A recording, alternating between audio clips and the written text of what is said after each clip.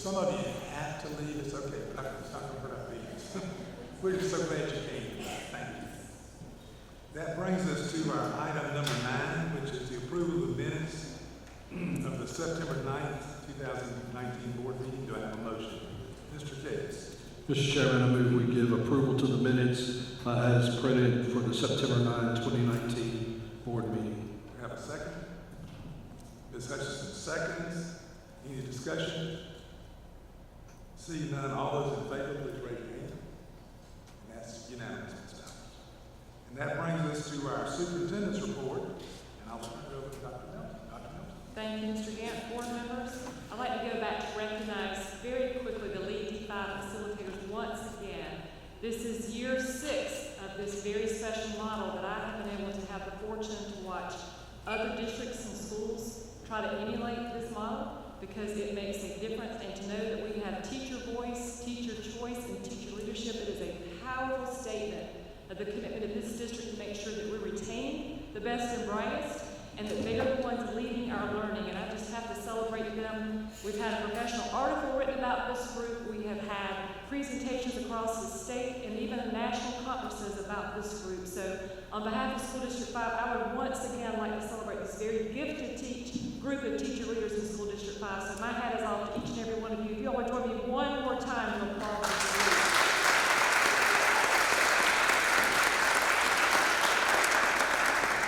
It's unusual to have a district commit to something for 6 years, but I think Mr. Giuliano would say it's 6 years and stronger than ever before, and our commitment continues to be the same, only to grow stronger and brighter. I will have the pleasure later this week to join Mr. Scott and his team from Dutch Brook Elementary to be recognized in Washington, D.C. for the first ever South Carolina school to be recognized for the Green Ribbon Award. So Mr. Scott, I look forward to being in D.C. with you and your team this week. What a celebration that Dutch Brook Elementary in School District 5 will be the first school in South Carolina to be recognized for such a prestigious award. Mr. Scott, congratulations to you and your team.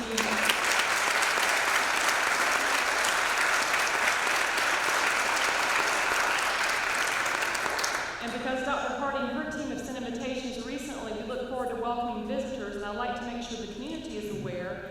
Friday night, beginning at 5 o'clock, Dr. Hardy and Irmo High School will be welcoming people to visit the open house sports medicine facilities of Irmo High School. So if you haven't gotten details, Dr. Hardy, if you'll just wait for the audience to see you. I know everyone knows you, Dr. Hardy, but just in case someone doesn't, we would love to have people in the community. I see Mr. Ames bowing to her. We would love to make sure the community knows of this 5 o'clock invitation, hoping that people across School District 5 would like to come and be a part of this very celebratory evening of facilities commitment here in School District 5. Tonight we have 2 very important reports to bring forward. Mr. Richardson's going to go first with our Office of Finance and Operations. Mr. Richardson. Thank you, Dr. Milton, members of the board. In Exhibit C of your packet, you have the monthly financial statements for July and August of this year. It's hard to believe we've already finished 2.5 months of the school year already. For revenue for the months of July and August, we collected $13,936,432, and we expended during that same time period $15,322,274. There's several pages of a lot of detail here. If you have any specific questions, I will try to answer them at this time. Otherwise, Dr. Melvin, that concludes my report.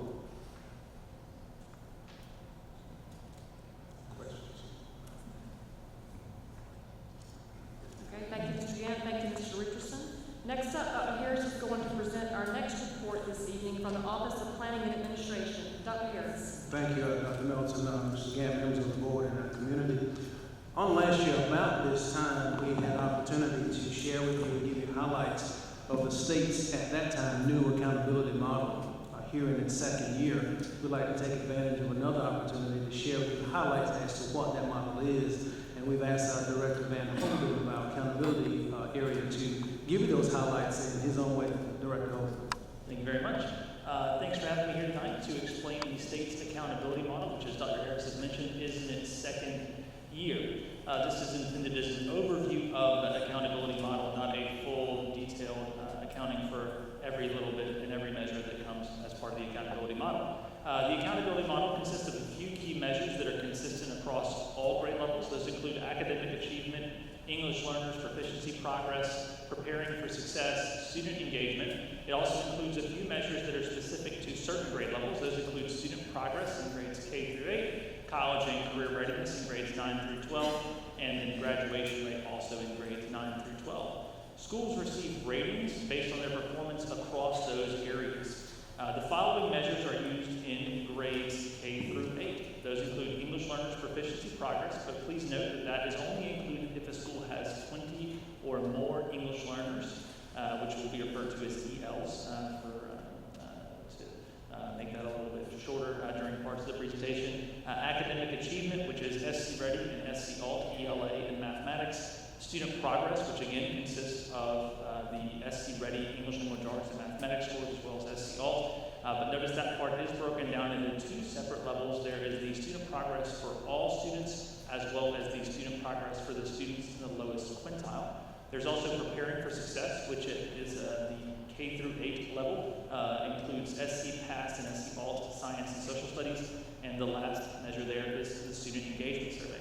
Now, not all of those measures are weighted equally in the accountability model, and what we're going to do next is walk through exactly how much each of these areas counts. The first thing you'll note is that English learners' proficiency progress counts for 10% of a school's overall rating, assuming the school has 20 or more English learners. Schools that do not have 20 English learners do not have this factored into their rating, and what happens with that remaining 10% is it's factored out across the next few measures, which we'll see.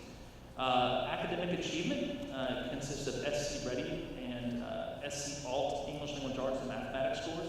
You'll see that for schools that do not have 20 English learners, it accounts for 40% of the overall rating, and for schools with 20 or more ELs, it counts for 35%. Student progress is actually broken down two ways, as we referred to on the previous slide. In total, it counts for 35 to 40%, but half of that 35 to 40%, which is either 20% or 17.5%, depending on whether or not the school has 20 English learners, comes from the student progress for all students. The remaining half of the student progress scores comes only from the student progress scores of students in the lowest quintile of the school.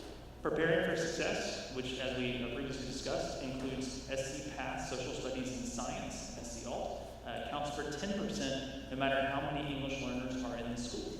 The Student Engagement Survey is the final measure for grades K through 8, and it accounts for 10% of the overall accountability rating. Grades 9 through 12 use a slightly different formula and slightly different measures than the K through 8 schools do. Still consistent across the areas and across the grade levels. You have the English learners' proficiency progress. You have academic achievement, which at the high school level includes Algebra 1 and English 1 end of course testing. You also have preparing for success, which includes biology and U.S. history end of course assessments, the graduation rate, the student engagement survey, and a measure called college and career readiness. On the following slide, we'll see a breakdown of what each of those areas counts for in the accountability model.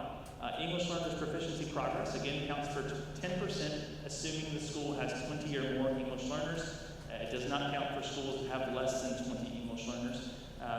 Again, as with K through 8, those 10 points, those 10% of points, are allocated across a few different measures.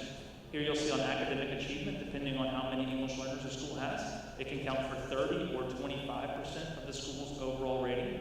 Preparing for success, which is the end of course assessment for biology or U.S. history, accounts for 10%. The graduation rate varies depending on how many English learners are in the school, but it accounts for 30 to 25% of the school's overall rating. The student engagement survey, which accounted for 10% of the K through 8 rating, only counts for 5% at the high school level. And college and career readiness, which is actually, there are several different measures that are included in that, and this measure looks at how many students met at least one of those measures, counts for 25% regardless of how many English learners are in the group.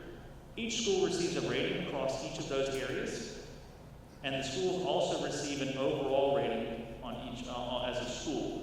Those ratings are consistent across each area, and for the overall ratings, the ratings are excellent, good, average, below average, or unsatisfactory. In summary, the measures that are included on the rating are listed on this slide, and what you'll see there is we have academic achievement, student progress, achievement on SC, PASS, Science and Social Studies, student engagement surveys, and English learners proficiency progress. And the grades 9 through 12 summary is listed below there, where we have Algebra 1 and English 1, U.S. History and Biology, the graduation rate, college and career readiness indicators, student engagement survey, and again, the English learners proficiency progress. That kind of brings us to the conclusion of the accountability model. But there, again, we've listed here for you the key areas and what's included in the accountability model, just for summary purposes. Again, it's academic achievement, English learners proficiency progress, preparing for success, which is usually biology or U.S. history or social studies or science, and student engagement surveys, student progress, graduation rate, college and career readiness. And then the key variable to consider in all the ratings is whether or not a school has 20 or more English learners. That changes the rating formula, again, depending on whether or not they have 20 English learners in the school. And then all schools receive a rating in each of the areas that's been identified, as well as an overall rating. This time I'm going to turn it back over to Dr. Harris. Thank you so much, Director Holden, Dr. Melton, Chairman Gann. That's a summation, a very clear and concise summation, I might add, of the accountability model, which the schools will be being addressed this year. For sure, we'll open for any questions that you may have. Question? Kids. Has the model changed at all from last year? The overall areas are the same, but there have been some minor changes to how things are calculated. I don't know if we want to go into detail about that here, but there have been some minor changes. I just know, and you can't say this, but there were some glaring deficiencies in last year's assessment, even down to the accuracy of the data that was collected. And I just was curious if, for example, 20 learners, English as a second language, whether it's a school of 2,500 or 500, that it's just hard to make that make much sense. So it doesn't appear that there were any significant changes. There were not any significant changes in terms of how, the formula. There were minor changes to the student progress measure in the grades K through 8. There was also a change to preparing for success at the high school level, which is the specific part that was changed there was U.S. history. But factors such as student engagement surveys remained exactly the same as they were the year before.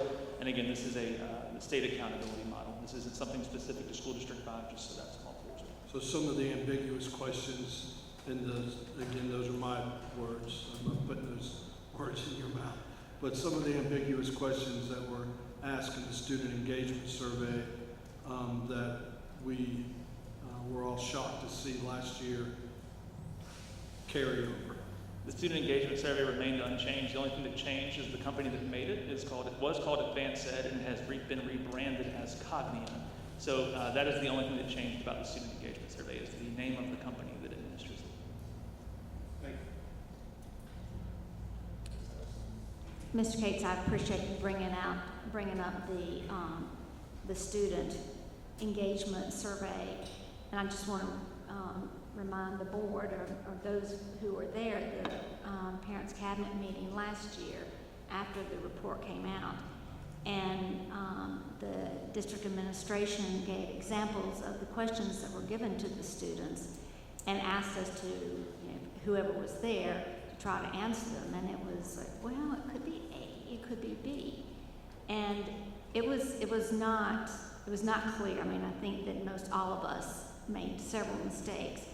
And so the parents, who are all active leaders in all of our schools, were really outraged and took it upon themselves to send emails or letters to, I guess it's to the accountability group, expressing their disappointment and how outraged they were with the questions and asked them to please make that change. So unfortunately, the feedback didn't work.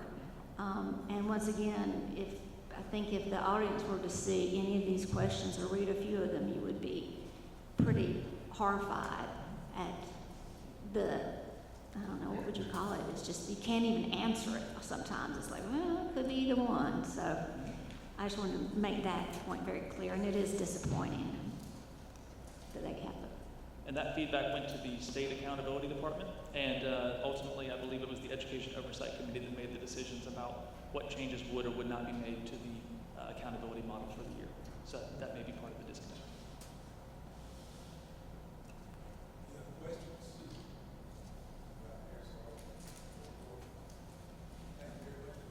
Thank you. Mr. Gann, if I may, I'd like to echo what Ms. Hutchison just said. Our parental involvement has been very strong with this throughout the last year, and we've already had parents ask if they could have an update, so Mr. Holden is scheduled to give an update at the next Parents Cabinet meeting. But it looks as though all the principals are here this evening, and I would like to pause to thank them because it took their support of our parental leaders to make sure that they took back the information that Director Holden shared to engage school improvement councils, to engage our PTO leaders, our booster leaders. So there was definitely a strong voice from District 5. And our hope tonight, people may be curious, well, why is he not sharing the results? Well, those are embargoed. So by embargoed, we mean they're not allowed to be shared at this time.